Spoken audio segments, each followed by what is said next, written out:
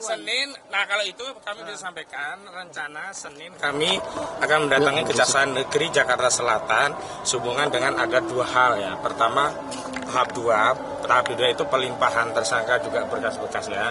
Yang kedua kami mencoba untuk ikhtiar mengajukan permohonan penangguhan. Dan dalam rentan ini kami sudah konsolidasi dengan sejumlah tokoh untuk memberikan jaminan. Di antaranya ada Pak Sunarko, Majen TNI Purnawirawan, ada Pak Ugroseno, Komjen Pol Purnawirawan. Ada juga Pak Din Samsudin sudah mengirimkan jaminannya, nanti kami tinggal mengkompilasi. Terakhir sudah ada kira-kira 50-an jaminan dari tokoh-tokoh untuk memberikan dukungan kepada Pak Roy Suryo dan kepada penegak hukum bahwa Pak Roy Suryo, Dr. Diva itu akan kooperatif menjalani proses, jadi tidak perlulah dilakukan penahanan. Apalagi sekali lagi, penahanan ini tidak relevan ketika ada Sylvester Matutina dari kubu saudara Joko Widodo yang sudah inkrah tetapi tidak pernah dilakukan upaya paksa. Jangankan dilakukan penangkapan dan penahanan, diburu pun sampai hari ini tidak kita ketahui apakah seorang Sylvester Matutina itu diambil upaya paksa. Dan besok di Kejaksaan Negeri Jakarta Selatan, institusi yang sama yang harusnya mengeksekusi Sylvester Matutina, semestinya tugas jaksa yang pertama adalah justru mengeksekusi putusan, bukan memaksakan seorang yang masih status tersangka untuk ditahan. Karena itu kami akan konsolidasi dengan tokoh-tokoh agar tokoh-tokoh ini memberikan jaminan dan ada agar keyakinan dari pihak kejaksaan untuk tidak melakukan penahanan. Karena ini kan penahanannya sebenarnya dari kepolisian yang belum ke tahap jaksa. Maka setelah pelimpahan, kami akan minta ada jaksa dengan memberikan jaminan tidak perlulah. Kalau untuk ke persidangan kita siap bertarung. Saya siap ketemu dengan saudara Jokowi dan saya akan pertanyakan seluruh dokumen yang berkaitan dengan saudara Joko Widodo dari SD, SMP, SMA, bahkan S1. Dan saya akan merepetisi apa yang dulu saya persoalkan di Pengadilan Negeri Surakarta saat mengadili Bambang Tri dan Gus Dur yang saat itu saudara Joko Widodo tidak pernah hadir. Bahkan ijazah aslinya yang katanya ada tidak pernah dihadirkan. Tetapi karena perkara ijazah ini, Bambang Tri dan Gus Dur divonis 6 tahun, kami ajukan banding jadi 4 tahun dan hari ini inkrah. Jadi sekali lagi ini adalah kezoliman. Dan kami tidak ingin bangsa kita ini rusak hukumnya, persepsi masyarakat bahwa hukum itu hari ini tebang pilih, pilih tebang, hari ini ada yang direpresi, yang dizalimi. Ya, lanjut ya. Itu ternyata terjadi. Kita tidak mau hukum ini hanya untuk melayani kepentingan, keinginan saudara Joko Widodo. Kalau saudara Joko Widodo gentleman, ambil langkah seperti yang dilakukan oleh Luhut Binsar Panjaitan ketika menghadapi Haris Azhar dan Fathia Maulidiyanti. Yakni apa? Proses hukum tapi tidak ada penahanan. Tidak perlu itu disusupkan pasal 3235. Itu kan modus saja, motifnya ingin melakukan penahanan agar ancaman pidananya di atas 5 tahun sehingga ada alasan untuk melakukan penahanan. Dan kepada aparat penegak hukum, jangan mengikuti atensi dan intensi dari saudara Joko Widodo yang motifnya ingin mencelakakan anak bangsa. Padahal dia sudah 2 periode menjadi pemimpin di Republik ini. Semestinya dia tunjukkan sikap negarawan dengan memberikan ya keterbukaan terhadap informasi yang dimilikinya, bukan malah mengatakan apa wewenang Anda menanyakan tentang ijazah saya, tidak ada kewajiban hukum bagi saya untuk menunjukkan ijazah saya. Dan ini sekali lagi bahkan seorang tokoh sekelas Pak Yusuf Kalla yang memberikan nasihat untuk menunjukkan ijazahnya pun masih ditafsirkan sebagai orang yang tidak percaya ijazahnya dengan menyatakan semuanya nanti akan kita tunjukkan di persidangan. Dan itu adalah kebohongan yang direpetisi. Kenapa?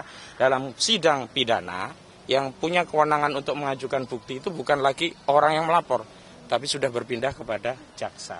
Sehingga narasi akan ditunjukkan di persidangan itu tidak relevan. Kenapa? Bukti dokumen itu semuanya menjadi bukti persidangan yang kewenangannya ada pada jaksa. Kecuali dia menyatakan, nanti Pak Jaksa yang akan menunjukkan ijazah saya karena sudah disita. Itu baru benar.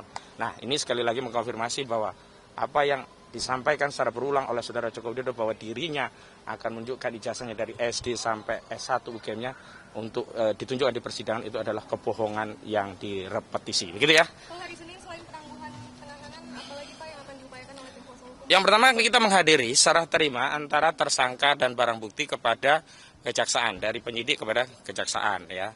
Yang kedua, memang kita sekalian mengajukan tadi surat penangguhan penahanan dan memang kita minta kepada tokoh-tokoh untuk bisa mendampingi saat proses tersebut sekaligus untuk menunjukkan bahwa benar ada jaminan dari tokoh-tokoh yang memang sudah kami lampirkan dalam berkas permohonan penangguhan begitu.